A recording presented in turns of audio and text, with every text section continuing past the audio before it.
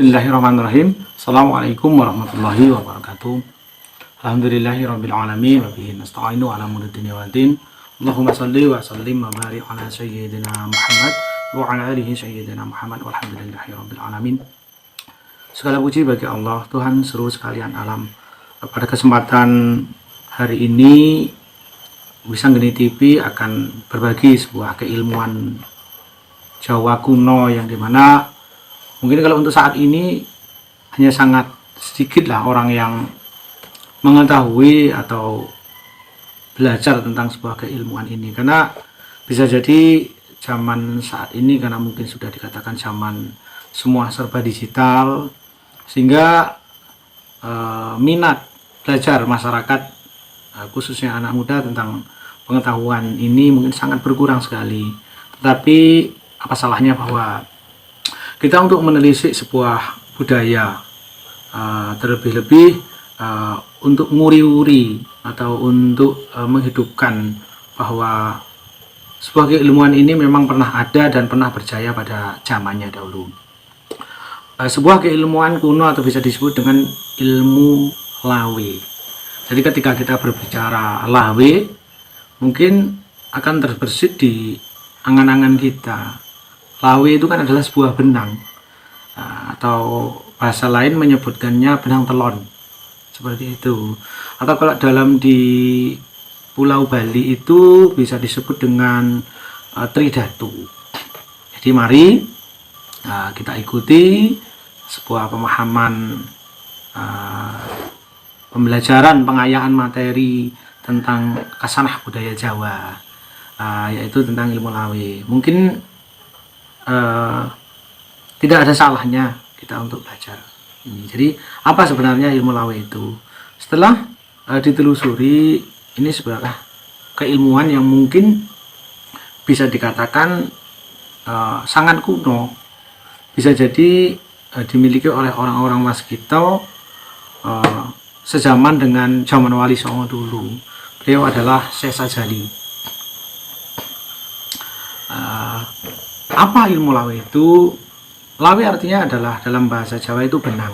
Jadi sebuah media yang menggunakan benang yang berwarna merah, putih, hitam, ataupun kalau di Jawa Timur itu menggunakan tali kolor ataupun warok ponorogo, tali kolor ponorogo itu, atau bisa semacam sumbu kompor. Yang penting dia tetap 3 warna, merah, putih, kemudian hitam. Nah, sebenarnya apa sih manfaat dari ilmu lawe ini? Bukan berpaku pada ilmu ini penolak aura hitam ataupun sebagai penghalang aura negatif yang akan menyerang tubuh seseorang. Nah, jadi bisa dipahami bahwa keilmuan lawe ini bisa disebut ilmu metafisika.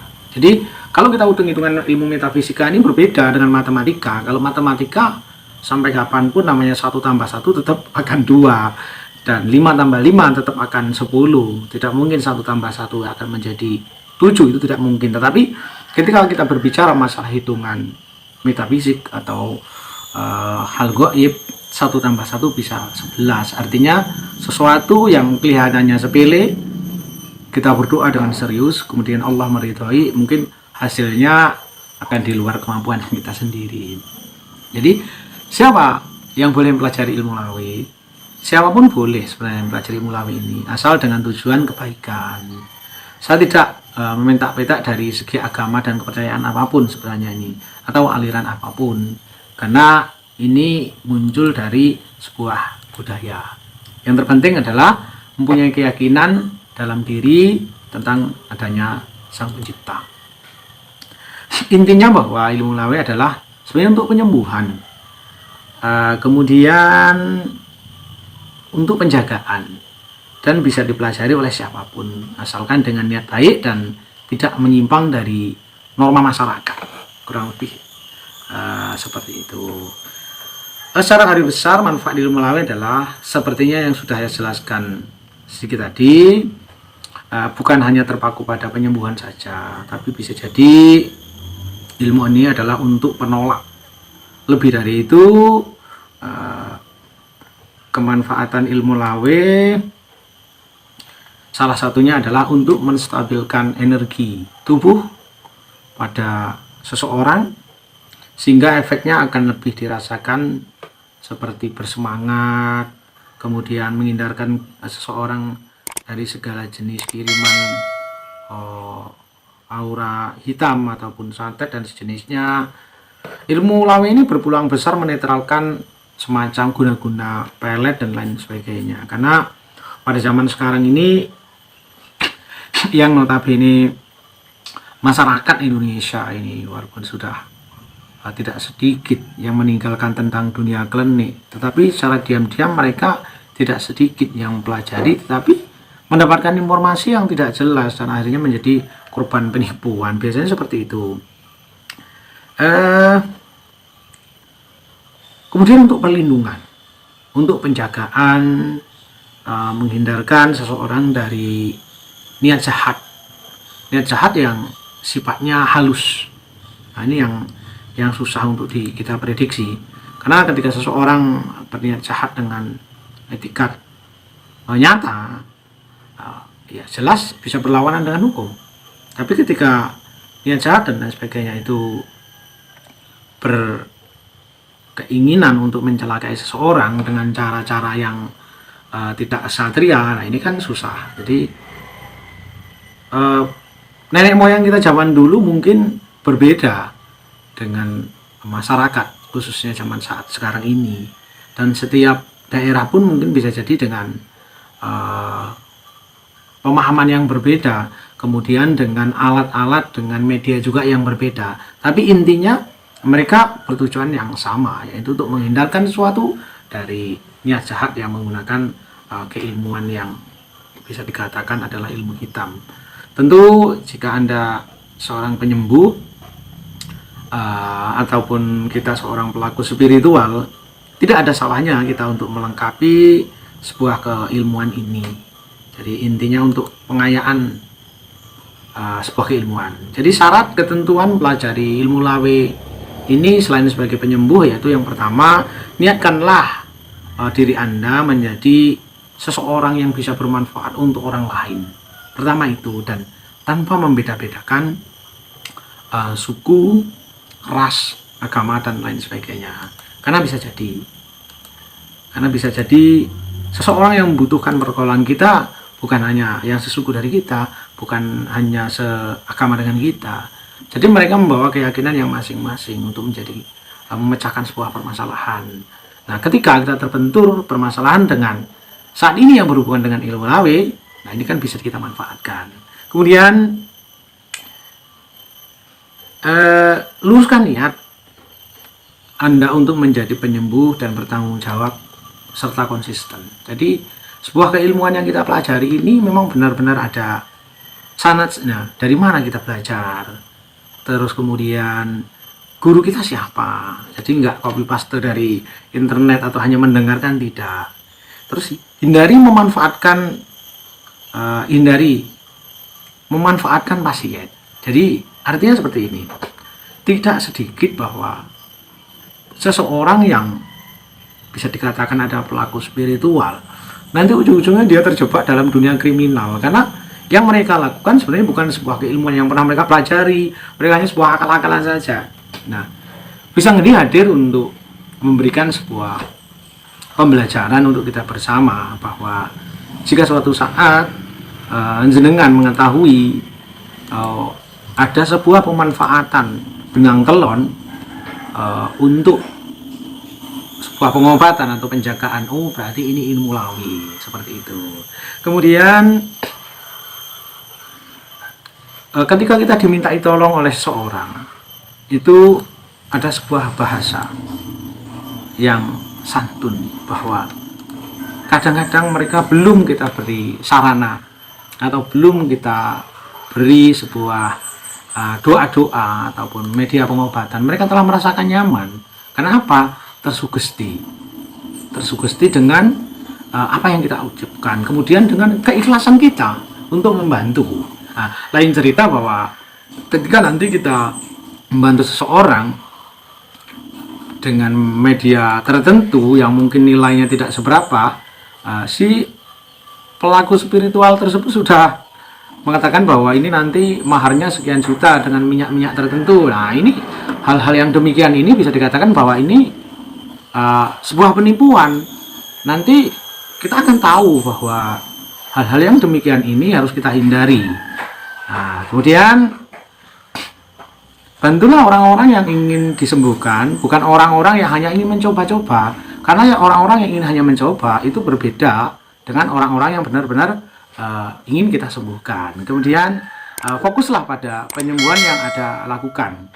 Hindari dulu pikiran yang masih mengedepankan bahwa saya ini membantu, kamu nanti mau ngasih mahar berapa. Itulah beberapa syarat atau tujuan yang harus kita lakukan dan kita pegang dalam mengamalkan atau syarat untuk mempelajari sebuah keilmuan lawe sebagai penyembuhan untuk klien kita. Kemudian ketika seseorang berbicara sebuah keilmuan, sebuah pemahaman, itu yang terbersit pertama adalah berapa toh mahar yang harus saya keluarkan untuk mempelajari sebuah keilmuan ini dengan sekian kemanfaatan yang mungkin bisa dikatakan sangat besar. Untuk mahar ilmu lawe ini adalah sebenarnya tidak ada patokan tertentu, tergantung keikhlasan jenengan. Jadi di sini kami kru Wisanggeni TV tidak pernah mematok sebuah mahar.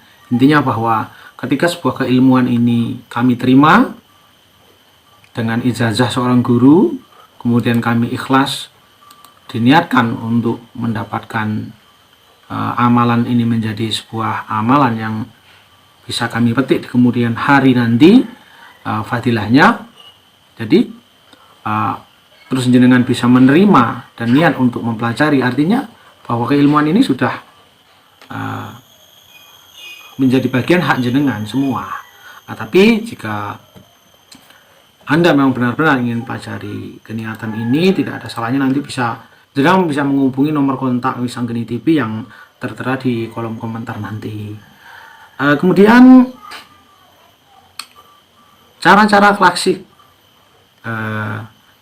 klasik ditempuh seperti santet, sihir, teluh, guna-guna untuk memuluskan dan menenangkan persaingan bisnis dan usaha. Zaman saat ini kadang-kadang mungkin tidak asing lagi kepada seseorang. Artinya seperti ini, usaha saya kok nggak lancar ya, jangan-jangan ini diganggu orang. Usaha saya ini kok nggak laris ya, jangan-jangan ini nanti diguna-guna orang. Nah, hal-hal yang demikian inilah sebenarnya pemikiran yang demikian inilah yang memancarkan sebuah vibrasi, memancarkan sebuah vibrasi untuk menarik, mewujudkan apa yang jenengan pikirkan. Seharusnya kalau jenengan tidak memikirkan yang aneh-aneh, ya insya Allah hal yang tadi tidak akan terjadi, kurang lebih seperti itu. Kemudian pemahaman tentang laku spiritual ini ataupun pengobatan yang sifatnya bisa dikatakan metafisik, ilmu yang bisa dikatakan metafisik, ini sebenarnya kalau untuk orang-orang tertentu ini bisa dikatakan sebagai lahan basah. Kenapa saya katakan lahan basah? Bahwa analoginya seperti ini. Sebuah ilmu lawe, contoh diibaratkan bahwa kita hanya sekali kali belajar. Nah, dan kemanfaatannya bisa kita manfaatkan untuk berkali-kali. Kemudian seperti itu. Nah, saya katakan bahwa ilmu lawe ini ketika zaman sudah berkembang, keilmuan pun juga berkembang sebenarnya.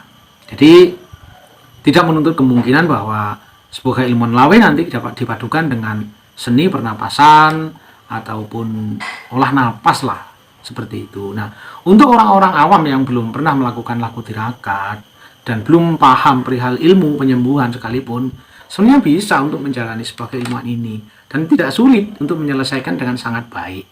Karena intinya tidak harus perlu melakukan tirakat yang berhari-hari, 40 hari, atau kemudian harus pati geni dan lain sebagainya, tidak perlu.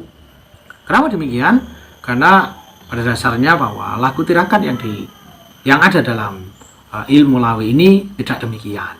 Jadi intinya kebersihan jiwa lah salah satu menjadi cikal bakal untuk kita mendapatkan atau menguasai keilmuan lawe ini dengan sempurna. Tidak sulit dan bisa dikatakan mudah lah. Tapi kenapa sedikit sekali orang yang mengamalkan ilmu lawe ini? Faktornya bukan dari banyak atau sedikitnya yang mengamalkan sebenarnya, tetapi cenderung pada ketidaktahuan perihal ilmu penyembuhan Jawa kuno atau bisa disebut dengan ilmu lawe, atau kalau di Pulau Bali disebut Trigatu. Nah, jadi dia di pembahasan sebelumnya saya sudah mengatakan bahwa perbandingan adalah 1:100. Artinya memang sangat sedikit dari 100 tokoh guru spiritual Nusantara ini yang memang mempelajari tentang keilmuan lawit ini. Kesimpulannya adalah semakin tua suatu ilmu spiritual, maka akan semakin bagus dipelajari dan diamalkan. Sebenarnya kurang lebih seperti itu. Kemudian, apakah ada jaminan pasti berhasil bagi pengamal, bagi seorang murid yang ingin mengamalkan keilmuan lawe ini?